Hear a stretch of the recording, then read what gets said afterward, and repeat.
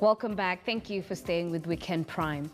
Now, just what is the cost of doing business in Nairobi City? Very costly, apparently. Muso, if you're a hawker. City Council askaris have been accused of using excessive force on hawkers. Boniface Mushiri is one of the many hawkers who continue to suffer because of rogue askaris. And as Mary Mwoki tells us, Mushiri's encounter with them left him without one eye. His is a cry for justice and hopes that his attackers will be brought to book. Take a look. A sight most evenings in the streets of Nairobi. It is usually a race of life and death, pitting hawkers against City Inspectorate askaris. Sitting timidly in his single-roomed house in Githurai 45, the cramped living space a far cry from where he once lived happily with his family. This portrait above him a painful reminder. Mushiri was going about his business as a hawker when a rubber bullet fired directly into his eye altered the course of his life forever. Kitu saa moja hivi imebakia, City Council wakakuja. Na wakuja na polisi zao, wakatufuruga kwa soko.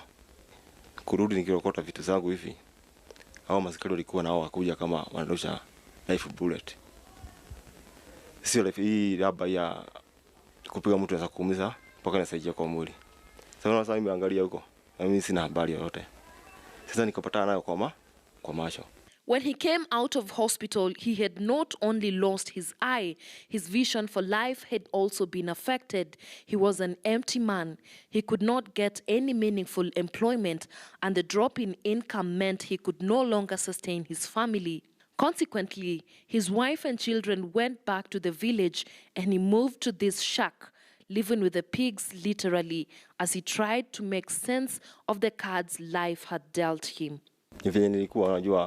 Hiyo wakati nilikuwa na mashabiri, nilikuwa natoka nyumbani kama saa 3 hivi naenda kuhustle huko kubahatisha, unaona? Na sikukosa, nikipata pesa kidogo sana. Sikukosa sinia lao. Unaona? Hivyo watu wangu hawagerara, unaona?